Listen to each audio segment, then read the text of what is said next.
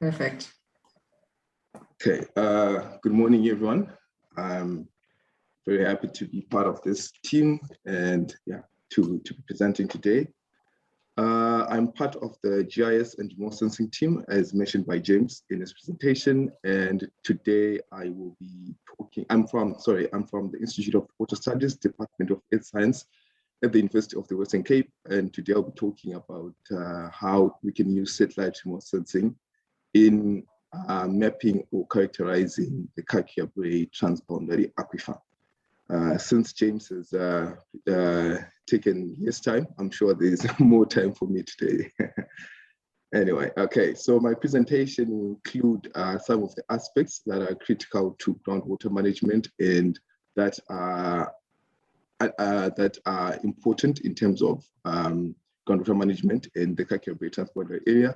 And I'll also try and include why we believe, or where we are strongly confident that by using GIS and remote sensing, we'll be able to delineate and characterize the Kudzai transboundary area. So in this instance, I'll also try and elucidate on some of the key aspects or the scientific components that are underlying and that actually help us in delineating or characterizing the Kudzai transboundary.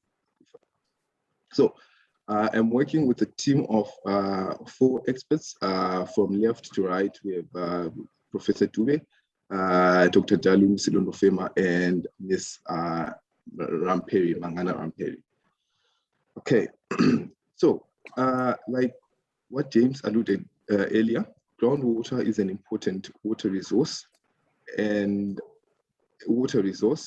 critical for the existence of most ecosystems. And in arid environments, groundwater is essential for terrestrial vegetation. And this terrestrial vegetation that is dependent on groundwater, that's what we call phyreotophytes. So unlike in other environments where there is surplus surface water, in arid environments, this is not the case.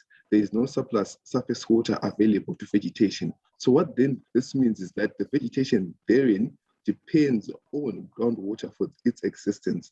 So you realize that if the groundwater level is low, this might actually affect the vegetation that is dependent on the groundwater. And also if the groundwater level is high, this would also influence the existence of a more diverse or a more extended groundwater dependent ecosystem, more extended groundwater dependent ecosystems. Okay, so how does this interaction take place, or what really happens when it comes to the interaction between the groundwater level and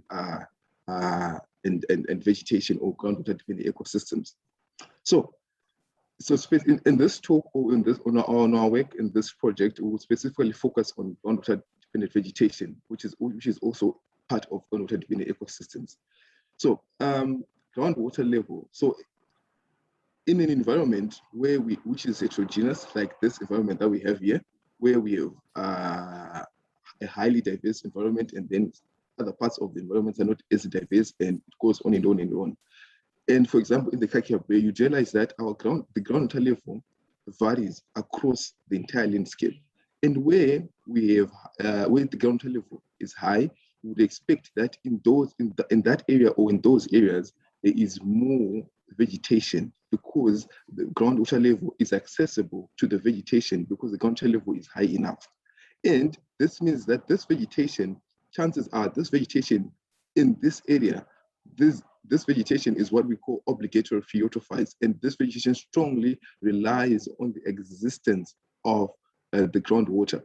And as we move away or as the groundwater level draws down and we move away to another area within the same environment, we realize that once the groundwater level recedes or draws down, we now have what we call facultative phyreotophytes. This is vegetation that will use groundwater if it is available.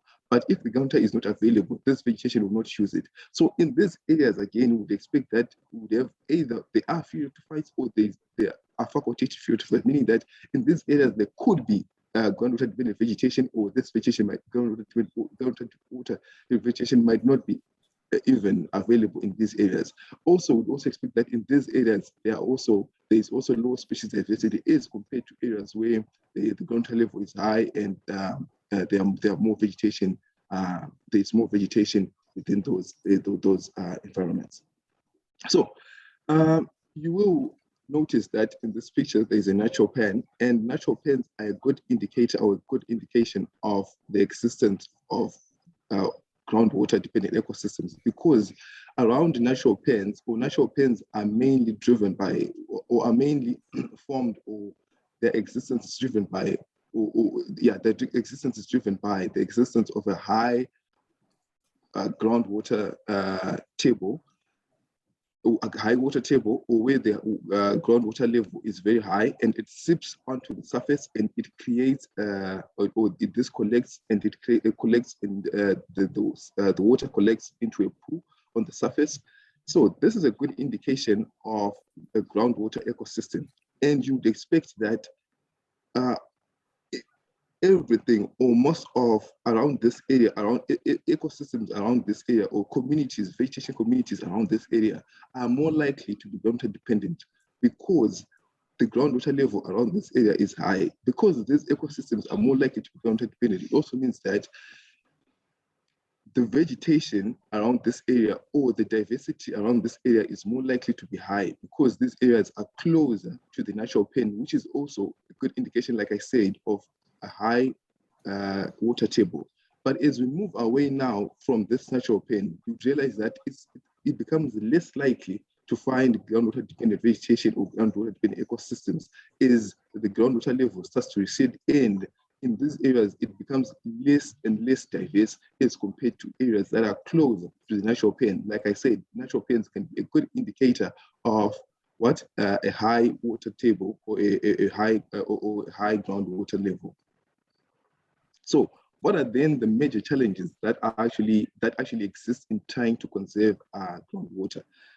There are competing claims to groundwater use between ecosystems, between groundwater use for ecosystems or groundwater use for livelihoods. And like what James mentioned, groundwater accounts for at least, or it's important for at least 70%,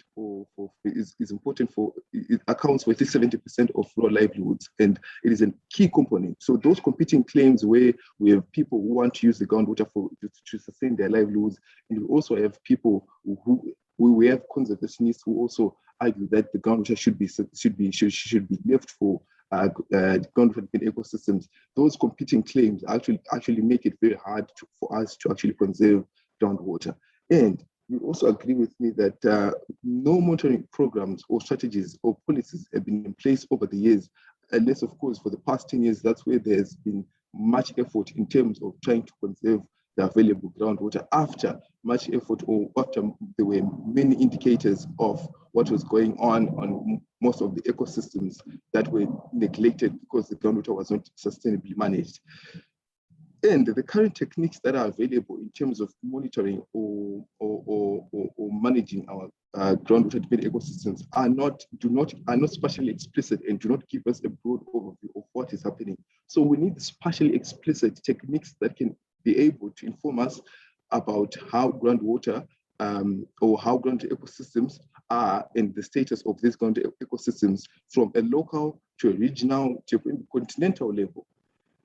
So this is where the GIS and remote sensing part comes in, where we are then able to provide that broad overview, and broad overview accurately. We can provide that accurately, and we can be able to manage our groundwater dependent ecosystems. So just a brief outline of the study area, or our project site. Our project is in southwestern Botswana, and between southwestern Botswana and northwestern South Africa. So it's a transboundary. It spans from Botswana to South Africa. And this is mainly driven by the existence of the Kakia Bay Dolomite Aquifer. So our studies, our working boundary will be extensive, although the Dolomite area is here, but our working boundary will be extensive. Will also include areas outside of away from the Dolomite or the aquifer, because we also understand that in these areas there might be either groundwater dependent ecosystems, because there's not a consensus yet whether this Dolomite is confined or unconfined, and so there are chances that we might be able to also see other groundwater dependent ecosystems in these other parts of the Kakia Bay transboundary aquifer. But most groundwater dependent ecosystems are likely to be around this area where there is the Kakya Bay Dolomite Aquifer. So what are the guiding principles that allow us then to use remote sensing or GIS in mapping or characterizing or delineating groundwater-dependent ecosystems? Remote sensing uses the laws of physics to understand the interaction between vegetation and electromagnetic radiation. And this interaction can be observed on the electromagnetic spectrum, which ranges from your gamma rays to your radio waves. And it is important to note that each and every phenomenon on Earth interacts with electromagnetic radiation differently and interacts within a specific range of the electromagnetic radiation. So, for example, in this particular range, you're only able, within the gamma rays range, you're only able to visualize or to observe atomic nuclei and X-ray. In this range, the X-ray range, we're only able to, say, observe atoms. But as you move away, you might not be able to observe the same. And that is also true for vegetation. You might not be able to visualize vegetation within the gamma rays or X-rays, but for vegetation, we normally use the visible range and the infrared range, because that's where we are able to notice or observe the interaction between vegetation and electromagnetic radiation. And this area gives us more information, and it can be able to actually allow us to understand vegetation better, because in this area, this is where we can actually identify the spectral or the unique interaction of vegetation and electromagnetic radiation. So what does this really mean? I mean, I'm sure everyone is now trying to wonder what I'm talking about here. So imagine, hypothetically, let's imagine we have an area. We do not know what's in the area. We do not know anything, but we know that in this area, there is vegetation, or there are tree species, there is grass, and let's just say vegetation in this area. So it's a vegetated area, and a satellite sensor moves over or flies over this area. So this satellite sensor will be able to observe or record the interaction between each and every one of these species, and the interaction between the species and the electromagnetic radiation. So it then means that once the sensor can capture this, the interaction between the species and the electromagnetic radiation, it then allows us to be able to discriminate one species from the other. Also noting that, like I mentioned earlier on, the interaction of each and every phenomenon on Earth is unique with electromagnetic radiation, meaning that each and every species has a unique spectral signature, So we can easily then distinguish one species from the other, because the interaction of this species and this species is different from the interaction is different in its own way. So it then means that if we are looking at this from a remote sensing perspective, and we do not even know the name of this species, we can easily tell that these become what we call spectral species, because these are species identified from their spectral response or their spectral interaction with electromagnetic radiation. But this is now not the case with a heterogeneous environment. Sometimes we rarely get environments where there's just vegetation. Most of the environments, there's vegetation, there's water, there's soil. So a lot of things are going on, there are interactions going on. So you realize that there's also soil, there's water, a lot of things are observed all at once. But still, it does not take away our ability to be able to discriminate one vegetation type from the other. So this now, for example, in this case, this is where you'd see that we'll be able to discriminate broadleaf and middle-leaf. Would still be able to discriminate this, because this portion of the electromagnetic spectrum allows us to actually discriminate and observe the species in how they interact with electromagnetic radiation.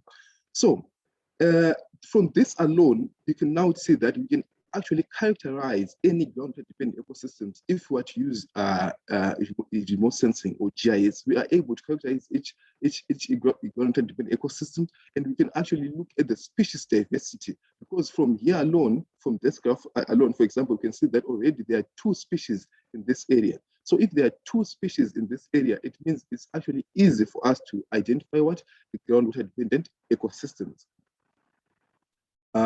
Moving on.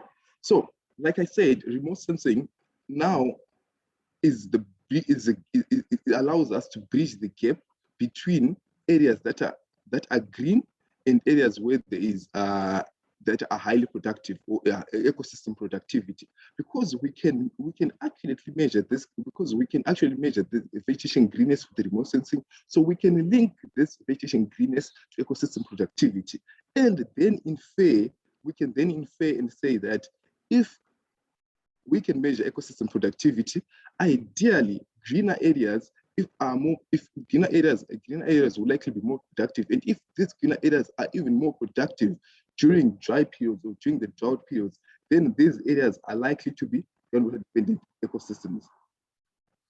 So, for example, let's say we use, in this instance here, we have a measure of greenness, which can also be used to measure ecosystem productivity. Which can also be used to measure ecosystem productivity. So if we have two areas, say area A and area B, over 5 years, we can decide to observe how these areas interact with groundwater and how the productivity within these areas varies.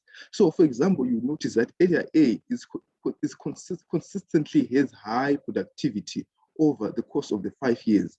So this would be the inter-annual variability in terms of the productivity. And you also notice that it constantly has high productivity over the 5 years. But if we probably look at just the interaction of area A and area B during the drought season, which is shown by these marked arrows, you notice that still area A also has high productivity as compared to area B. And for example, in this case, the circle part with the red circle, you notice that if for 2017, this is in September, you also notice that area A still had high productivity as compared to area B, and the difference is quite significant in terms of the productivity as measured by normalized different vegetation index, which is a measure of ecosystem productivity or vegetation greenness. So we can then infer and say that this area is more likely to be a groundwater-dependent ecosystem as compared to area B. So now that then means that, okay, so from our preliminary work that we've already done in terms of characterizing the Kakia Bay transport aquifer, this is an area that is close to the Morokweng area, which is also close to our Kakia Bay boundary, our working boundary, and also close to the Kakia Bay dolomite aquifer. And these are different measures from remote sensing. And already you can see that these green areas are environments where there is high biodiversity or high diversity within those areas. These areas are likely to be highly diverse. So you're probably thinking, what are these? Okay, why are they round? These areas are round because they are around natural pens. So this now means that we can accurately identify the diversity within or around natural pens. And then as you see, as we move away from natural pens, it becomes different, the diversity becomes different. But around natural pens, the diversity is more or less high. The diversity is high, but as you move away, the diversity is more or less low. So now it means that most significant, then we are now able to characterize the diversity around our natural pens, which means that we are able to characterize the diversity within or around the Kakia Bay transponder area, and we are able to characterize the diversity of groundwater-dependent ecosystems within the Kakia Bay transponder area. So now the methods that would be used would probably be different, but still the basis would still be remote sense project, and how each method now identifies the diversity would also be different in its own way. So now this work, like what James mentioned earlier on, it has its key objectives that we'll try and address, but it will also try and enlighten or elucidate on the literature that is related to biodiversity and the confirmed spatial extent of the transponder aquifer, and we'll also expect to provide the outcomes of the spatial extent of the transponder aquifer, and the satellite images that will be used. This would be high or medium temporal remote sensing data, and we'll be able to also identify the groundwater-dependent ecosystems in the transponder aquifer, and this will be verified, mapped, and the shapefile generated, and we'll be able to upload this on the online SATAC platform. And we would also be able to provide a robust list of species that we identified within the groundwater-dependent ecosystems within our Kakea Bay transboundary aquifer. So yeah, this is the end of the presentation. I will stop sharing, and if there's anyone who have questions, I'm sure the questions will have a chance to ask questions. Yeah, but you can, yeah. But yeah, no, for now, let me stop.